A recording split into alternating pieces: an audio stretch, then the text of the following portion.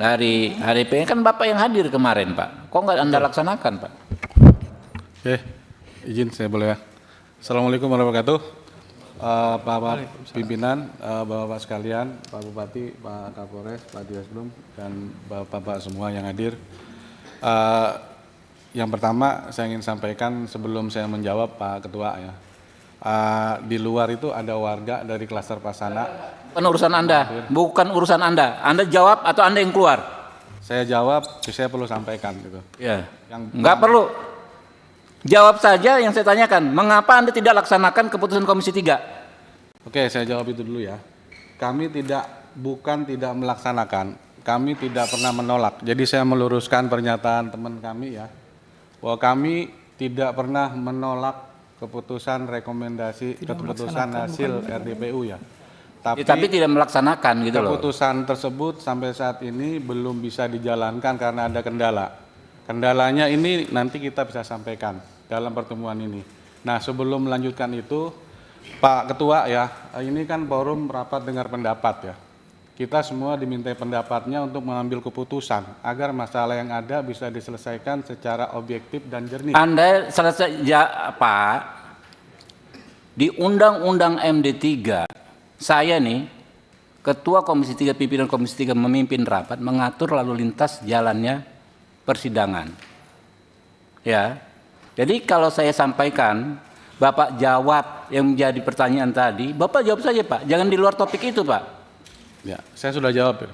Ya apa kendalanya apa? Saya sampaikan kendalanya. Yang pertama ya, adanya sebagian besar warga klaster menolak pembukaan tembok dan menyatakan akan menuntut HDP secara hukum jika melakukan pembukaan tembok klaster atau mengizinkan pihak lain membuka tembok klaster. Satu. Yang kedua, pernyataan penolakan tuntutan secara hukum dari warga tersebut disampaikan secara tertulis kepada HDP melalui surat tertanggal 12 Oktober 2024. Ya, itu hal yang sama dengan poin pertama ya. Terus selanjutnya. Tapi ada tambahan. Saya minta jangan dihentikan dulu Ketua ya. Saya ngatur Pak. Anda keluar. Cak, Pamdal dikeluarkan nih orang sudah nggak efektif rapat dengan dia. Silakan keluar. Setuju pimpinan. Keluar. Nggak jelas ini. Dari Hasan Anda keluar. Anda udah diingatkan ketiga kali. Mungkin nggak beragama dia nih kali. Pak, dikeluarkan Pamdal, panggil Pamdal dikeluarkan nih. Ini menghalangi pembangunan musola Anda nih. Iya, siap. Ya, siap.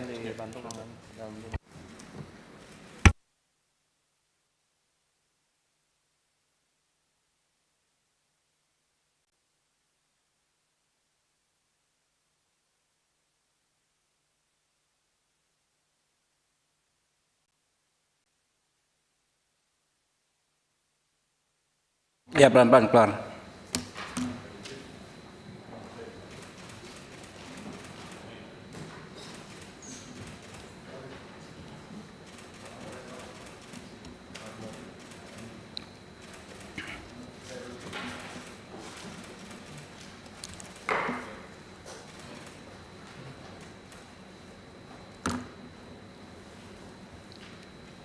Ya, jadi Pak Bupati, ya Pak Dirkrim Ibu Kapolres, persoalannya ini sederhana sebetulnya dan sudah ada solusinya.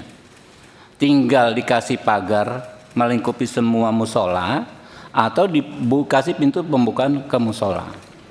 Dan itu kan mereka juga sepakat waktu rapat yang kemarin. Tiba-tiba tadi menyampaikan hal yang waktu itu sudah disampaikan. Ada warga keberatan dan lain sebagainya. Nggak ada urusannya dengan warga keberatan. Nggak ada alasan siapapun keberatan terhadap pembangunan musola. Nggak ada. Dari segi keamanan kan sudah dibilang tadi jadi tetap one gate sistem dan lain sebagainya. Sebab kalau kita undang pihak yang tidak berkepentingan dengan hak orang-orang ini melaksanakan ibadah, nanti ruwet sekali. Nanti malah timbul isunya pertentangan agama dan lain sebagainya. Karena itu kita harus bijaksana. Kita tadi kita keluarkan karena sudah melanggar tatib, Pak. Di tatib itu kan pimpinan rapat mengatur lalu lintas persidangan. Tadi malah dia yang mau mengatur lalu lintas persidangan dan sudah tidak efektif lagi. Dan pengembang harus mengikuti putusan DPR, Pak. Jangankan pengembang, kita semua ya namanya putusan DPR itu mengikat, gitu Pak. Ya tinggal pelaksanaannya seperti apa, ya. Dan kalau ada pihak-pihak yang menghalangi, ya, pelaksanaan putusan DPR dan menghalangi orang-orang untuk beribadah, itu kan ada konsekuensi hukumnya. Ya, tinggal kita tegakkan hukum saja. Bapak nanti Pak Bupati dari segi administrasi, Pak Iman Bu Kapolres ya kan dari segi hukum pidana. Itu ada pasal 303 di KUHP yang baru, barang siapa dengan kekerasan atau ancaman kekerasan menghalang-halangi orang untuk melaksanakan ibadah bisa dipidana. Tinggal begitu saja saya pikir.